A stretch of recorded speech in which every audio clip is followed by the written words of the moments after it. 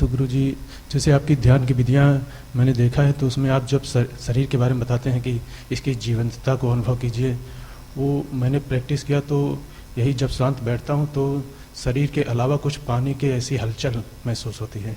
अभी जब आप ध्यान करा रहे थे या आपकी बात मैं ध्यान से सुन रहा था शांत शांत भाव से, तो वो हलचल महसूस हो रही है, तो इसके बारे में जानना चाह रहा हूँ। हलचल में क्या वर्ड यूज किया? पानी की जैसी हलचल? पानी के ऐसे वो शरीर से अलग ही महसूस होती है।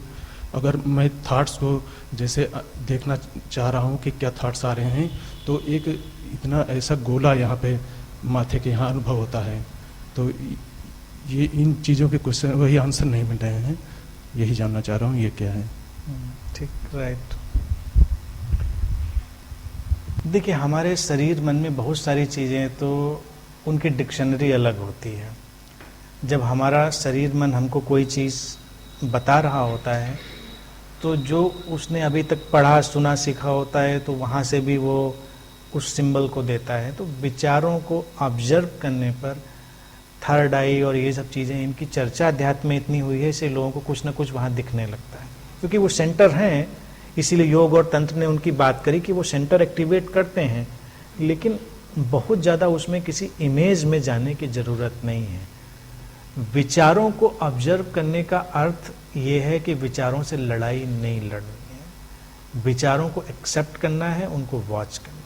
अगर किसी ने कोई ऐसा आध्यात्मिक साहित्य पढ़ और सुन लिया है कि उसको लगता है विचारों को ख़त्म करना है, थॉटलेस होना है, तो ये एक नया न्यूसेंस पैदा करेगा, वो नई समस्या पैदा करेगा। क्योंकि विचार किसी का होता नहीं, ना हमारा ना तुम्हारा। तुमने मुझे सुना है तो तुमने जरूर ये सब बातें सैकड़ों बार सुनी होंगी। विचार घटते हैं, आते हैं, तो उनको स्वीकार कर लीजिए, वो अपने ढंग से आएंगे और जाएंगे, समस्या ही कहाँ रही। तो वो सब चीज़ हटेगी। दूसरी चीज़ है कि ध्यान में या किसी भी चीज़ में जो पानी जैसी कोई हलचल का अनुभव होना, तो इसको महसूस करिए, उसको एंजॉय करिए। बहुत सारी चीज़ें हो सकती हैं। देखिए, भारतीय दर्शन में हम लोग जानते हैं, हमने इस बात को रखा कि 5 तत्वों से ये शरीर बनता है, और 5 तत्वों में सबसे प्रमुख जो है वो वाटर एलिमेंट ही है, जल तत्व ही है। तो कभी कोई व्यक्ति ध्यान में जाता है तो ये जो एलिमेंटल तत्वगत जो विस्तार है, इससे वो किसी भी तल पर कभी भी जुड़ सकता है। वो अच्छा है या बुरा है इसमें नहीं जाना है, उसके डिस्क्रिप्शन में या उसके इंटरप्रिटेशन में नहीं जाना है, लेकिन ये संभव होता है कि हम थोड़ा ज़्यादा उस जल तत्व की तरफ मुड़ जाएं। और जब हम मुड़ेंगे तो हमारा जो अंतर्मन है वो हमको क्या कह रहा होगा? वो हमको कह रहा होगा कि जीवन में थोड़ी तरलता और चाहिए। शायद हमारे जीवन में कुछ ऐसा ठोसपन आ गया हो जो हमको एक अपनी भाषा में बता रहा है कि थोड़ा तरल बनिए, वक्त मुश्किल है, थोड़ा सरल बनिए, थोड़ा तरल बनिए, तो कह रहा होगा अंतर्मन हमारा।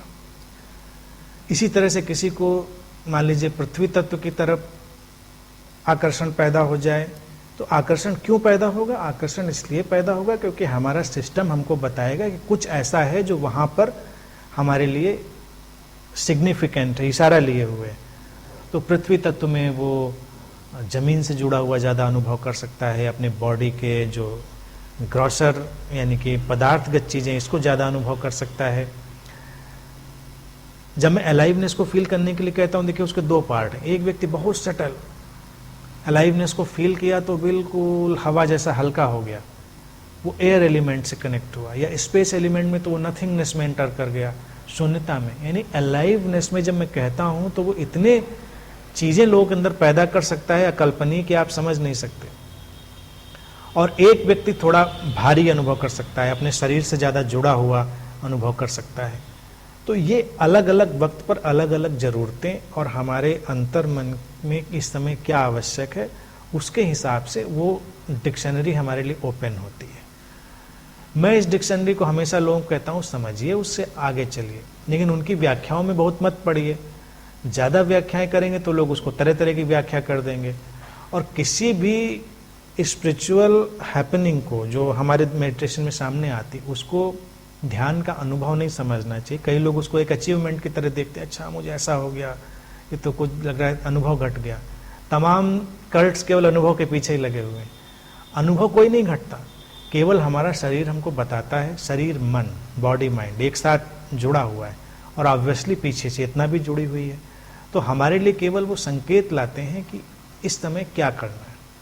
तो इस समय तुम्हारे लिए यही संकेत होगा कि ढूंढिए जिंदगी में कहाँ पर अटकाव है, कहाँ पर रुकाव है, और अगर कहीं ऐसा लगता है तो उसको दूर करिए। अगर विचारों में अटकाव है, संबंधों में अटकाव है, कहीं कोई ठहराव है, तो उस पर काम करिए। काम करिए का मतलब है कि वो आएगा, काम होगा। आप बस ध्यान ले जाएंगे तो आपके ध्यान देने से परिवर्तन आने लगेगा। तो ये मतलब हो सकता है। ठीक है।